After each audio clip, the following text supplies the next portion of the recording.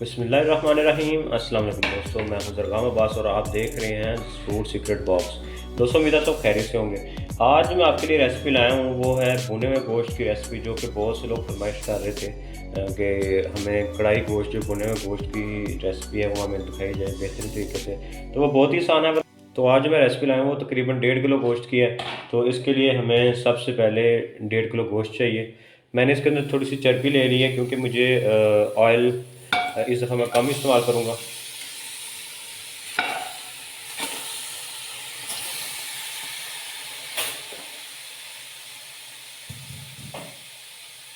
साथ ही में मैंने इससे 2 कटे हुए प्याज, आपने प्याज को इतना काट लेना कि इतना छोटा रखे। उसी के साथ मैंने 2 से 3 टमाटर ले लिए हैं। ये रेसिपी बहुत ही जल्दी से तैयार होगी। साथ में हमने अदरक और लहसुन कटा हुआ रख लिया है। आपने लहसुन के साथ ये पेस्ट जो अदरक है वो थोड़ा सा ले लेना है, क्योंकि ये बहुत ही ज़्यादा इसका अलहदा से फ्लेवर आता है। जैसा कि आपने मेरी पिछली वीडियोस में देखा होगा, मैं थोड़ा सा हेल्थ कॉन्शियस भी हूँ, तो कोशिश करता हूँ कि मसाला जात जितने भी हो कम इस्तेमाल किए जाएँ। तो इसमें हमने ये हस्बे ज़ायक़ा अपने लाल पाउडर ले लेना मिर्च का, और नमक मैंने 1 टीस्पून डाल लेना है। आप जितना डालना चाहें डालें, मैं उस मसाला जात कम ही इस्तेमाल करता हूँ। तो नमक आपने अपनी मर्ज़ी के मुताबिक डाल लेना है। जैसा कि आप देख सकते हैं हमारे तमाम इंग्रेडिएंट्स डल चुके हैं। अभी हम इसके अंदर पानी डालेंगे। पानी हमने उतना लेना है कि जिसके अंदर हमारा जो गोश्त है वो डूब जाए। तो अभी डालते हैं हम पानी। देख सकते हैं पानी हमने सिर्फ उतना लेना है कि जिसके अंदर हमारा जो गोश्त है वो डूब जाए।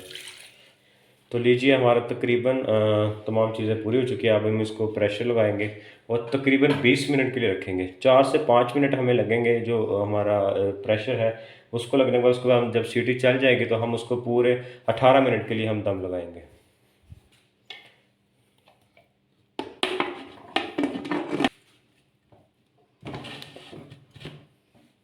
स्टार्टिंग के 10 मिनट आपने हाई ही रखनी है, क्योंकि अभी इसको प्रेशर आने में टाइम लगेगा। और जैसे ही सीटी चलेगी तो आपने हाई से मीडियम कर देनी है। जी तो दोस्तों, तकरीबन हमें 15 से 20 मिनट हो गए हैं। तो अभी हम इसका वेट हटाएंगे और देखते हैं। माशाल्लाह से चेक करें आप, कितना बेहतरीन तरीके से हमारा गोश्त गल गया। तो ये देखें, अगर आप देख सकते हो तो ये बोटी हाथ लगाने से टूट रही है चम्मच के साथ ही। तो ये जो ऑयल आप देख रहे हैं, ये मैंने ऑयल डाला नहीं है, ये जो मैंने चर्बी डाली थी ये उसी का ही ऑयल है। तो इसलिए अगर आपके पास चर्बी कम हो तो आपने क्या करना है, इसी जगह पे आपने 1 कप या हाफ़ कप आपने घी या ऑयल डाल लेना है। मैं इसमें नहीं ऐड कर रहा, क्योंकि ऑलरेडी इसके अंदर इतना ज़्यादा ऑयल नज़र आ रहा है आपको, अगर आप देख सकें तो मुझे ज़रूरत नहीं है। तो अभी मैं इसको भूनूंगा, क्योंकि हमें जो इसके अंदर पानी नज़र आ रहा है वो हमें नहीं चाहिए। आपने कोशिश करनी है इसे फुल तेज़ आंच में पकाना है। जब इसको भूनते होंगे ना, तो इसको तेज़ आंच में भूनना है, क्योंकि अभी इसके अंदर से हमने सिर्फ पानी खुश्क करना है। क्योंकि हम इसको तकरीबन 5 से 7 मिनट के लिए भूनेंगे। तो ये आप हड्डी देख रहे हैं, ये इसमें इसलिए डाली गई थी कि इसके अंदर जो जायका है, हड्डी का जो टेस्ट है वो ऐड हो जाए। तो हम इसको निकाल भी सकते हैं, अगर आप चाहते हैं तो इसको निकाल के रख लें। जब तक पानी खुश्क हो रहा है, मैंने इसके अंदर से टमाटर के जो छिलके थे वो निकाल लिए हैं, और इसके अंदर एक हड्डी का बड़ा टुकड़ा था वो मैंने निकाल लिया है। और साथ में आपने कोशिश करनी है कि इसको हिलाते भी रहें, ताकि अक्सर होता है कि आपका गोश्त नहीं भी गला होता है या कुछ कसर रह जाती है तो वो निकल जाएगी। तो आप देखेंगे, आप थोड़े थोड़े टमाटर के पीसेज नज़र आएंगे आपको, तो उसको हल्का हल्का आपने चॉप भी करते रहना है। जी तो दोस्तों, तकरीबन देखें आप 5 से 10 मिनट हो गए हैं और पानी हमारा आलमोस्ट खुश्क हो गया है। अब इस जगह पे हम आके मेन चीज़ें जो हमारी हैं वो इस्तेमाल करेंगे। अभी हम यहाँ पे जो है पिसा हुआ धनिया इस्तेमाल करेंगे। साथ में हमने ज़ीरा लिया 1 टीस्पून। इसको 1 से 2 मिनट के लिए मिक्स करेंगे, और फिर हम इसके अंदर दही मिक्स करेंगे, क्योंकि जो दही है वो इसके कलर को काफ़ी ज़्यादा इन्हेंस करता है। और खाना जितना मर्ज़ी मज़ेदार बना हुआ हो, लेकिन अगर उसका कलर अच्छा ना हो तो फिर खाने का भी मज़ा नहीं आता और पकाने वाले को भी मज़ा नहीं आता। तो दही हम इसमें लेंगे तकरीबन 1 कप। अब पानी के साथ दही भी खुश्क होगा, और माशाल्लाह से देखिएगा 2 से 3 मिनट के बाद कि इसका कलर बिल्कुल चेंज हो जाएगा और थोड़ा सा वाइट लुक देने लग पड़ेगा।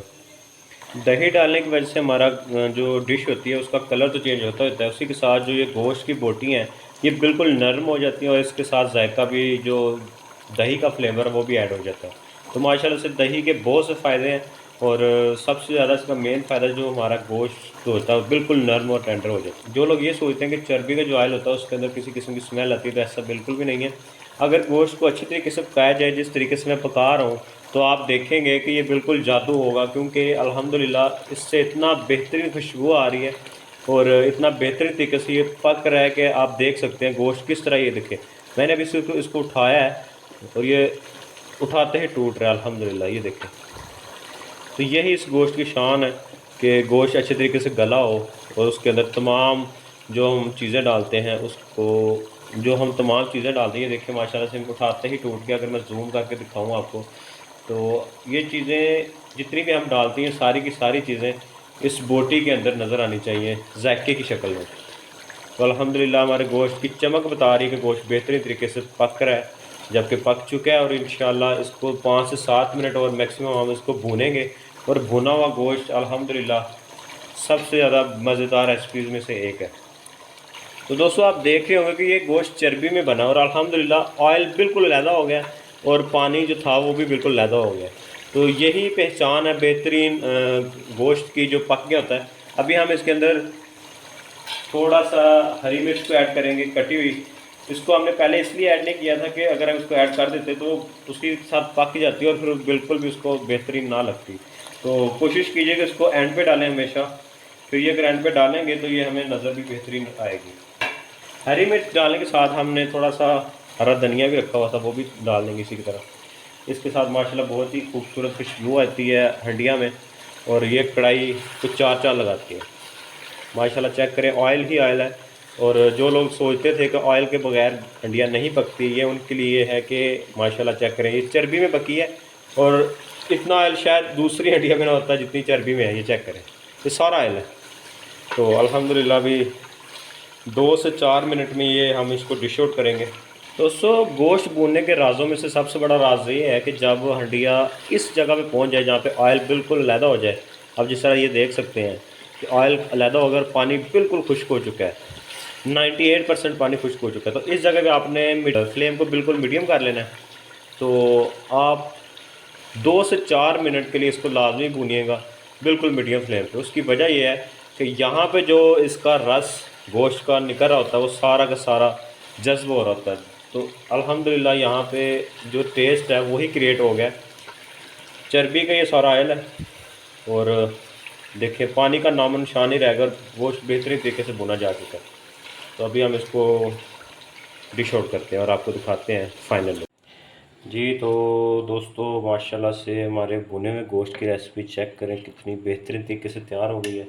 अल्हम्दुलिल्लाह अल्हम्दुलिल्लाह इतनी ज़्यादा ये नरम और मुलायम तरीके से तैयार हुई है कि आप देख सकते हैं। आगे उम्मीद है ये आज की रेसिपी आपको बहुत ही ज़्यादा पसंद आई होगी और इस तरह की रेसिपीज़ मैं आपके लिए लाता रहता हूँ। तो आपने मेरे चैनल को सब्सक्राइब ज़रूर करना है। ये जो इसके अंदर चर्बी का ऑयल है ये आप देख सकते हैं माशाल्लाह, हमने किसी किस्म का इसके अंदर ऑयल या घी इस्तेमाल नहीं किया। तो अगर आप करना भी चाहते हैं तो 1 से 1.5 कप करना, इससे ज़्यादा नहीं करना, उसमें कोई हर्ज भी नहीं है। और आप इस ऑयल को निकाल भी सकते हैं और कहीं और भी इस्तेमाल कर सकते हैं।